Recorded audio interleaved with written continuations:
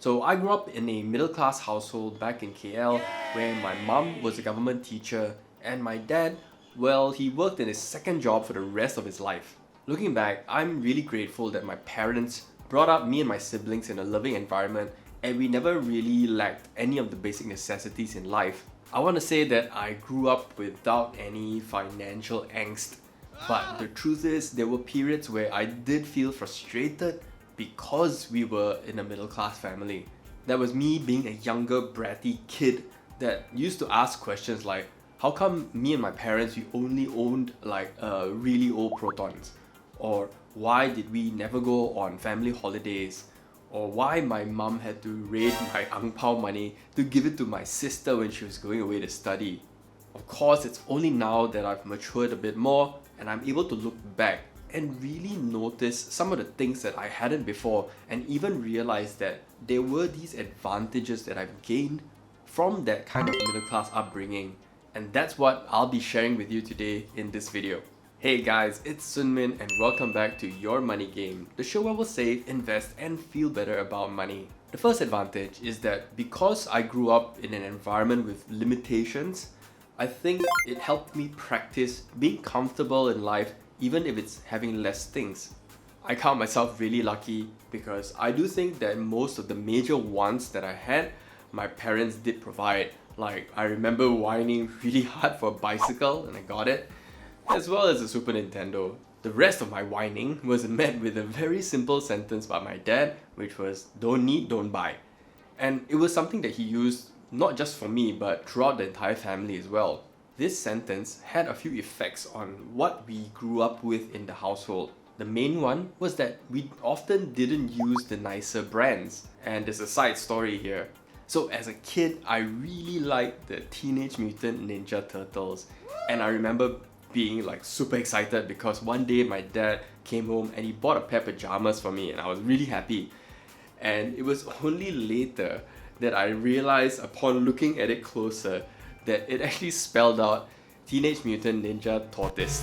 I really don't recall how I reacted when I did find out, but now looking back, it's pretty funny. Second was that we made do without some luxuries that other households had. So if you're a little bit young, you might not remember these things called laser discs. Wow. And if you haven't heard of them before, just think of them as the DVDs before DVDs were created. So it was cool and quite a few of my richer friends had these laser disc players and I remember them being super expensive. And that's why we as a household, we never had that. And we were also kind of slow to upgrade things. And I'm lucky that even though we were a frugal household, we still kind of got with the times eventually once the prices started to drop. I think the most memorable was having the CRT TV upgraded to an LCD one, and of course with the VCDs going towards DVDs. The next advantage came from an environment that helped me truly learn the value of money. So I don't know about you, but things definitely got more complex as I became an older teenager going towards university, because suddenly the costs seem to skyrocket, right?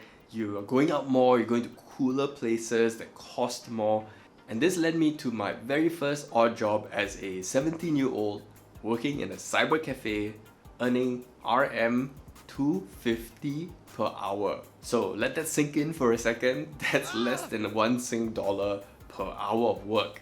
And yes, the work was easy, it was a long time ago as well, but it was the first taste that I had of, again, trading time for money. So all that just really makes me remember the kind of effort it takes to earn a little bit of money, and not just for me, but also giving me perspective that for a lot of people, working this hard to earn an hour's wage sometimes can barely get them a meal. The next advantage is that I really learned how to appreciate good value. So growing up, I really managed to observe that in quite a lot of cases, my dad would want to buy the cheap thing, so we'll buy it, we'll use it, but it breaks down really quickly. But I also noticed how we had other brands where it was a little bit more expensive, but it lasted longer and it worked better. In fact, this was something that my mom used to argue with my dad about, telling him to focus more on the quality rather than just going for the cheapest price. I guess you can say that I came out somewhere in the middle where I definitely err on the side of using and experimenting with cheaper brands and alternatives because of their frugality. But at the same time, if I see that this item is an important item, I don't have an issue paying a premium to get a better quality one. But alongside learning from these kind of good events overall, I also think I learned a couple of things from the mistakes that I observed. The first is me learning to take charge of my own finances, and this is because of a few observations that I had.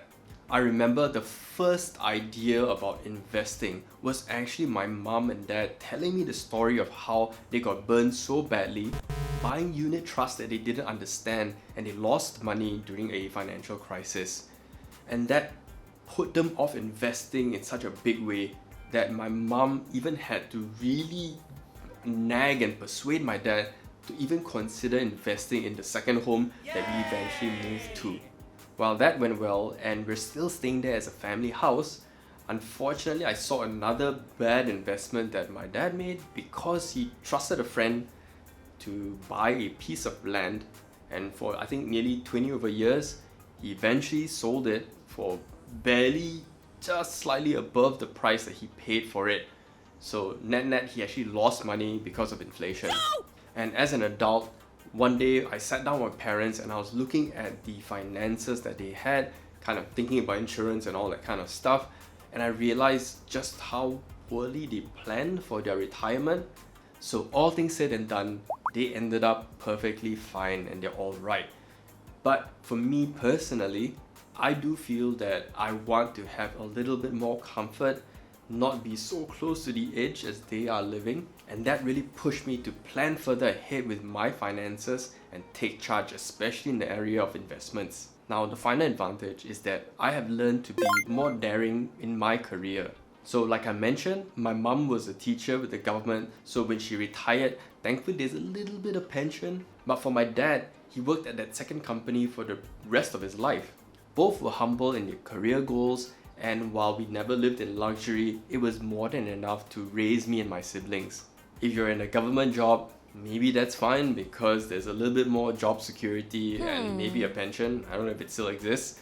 But for my dad, I don't think it's possible today, even if you wanted to, for us as workers in today's world to do the same kind of thing. So what I learned from my dad is his work ethic, where he was a hard worker and he spent the time, I remember, to read up, to upgrade his skills as well, so he could be more valuable to the company. However, I don't think the company valued him in a fair way, and he didn't really push very hard for it either. All I know is that I can see that hard work is necessary, but I also learned that you gotta take greater chances and you really gotta push for what you think is fair for yourself. So the big point I'm making isn't that middle class life is great, even though it was for me. But the point is that it is actually the challenges that we face in the conditions around us that sometimes allows us to develop the lessons and the skills, the strengths that we need to succeed later on in life. What about you? What kind of advantages that you managed to gain in life because of the challenges that you went through growing up? So thanks for watching, guys, and if you got value out of this, I'd appreciate your support in clicking that like, sub and bell button, and I'll be back again next Sunday with a brand new video. And until then, you take care and keep playing your own game.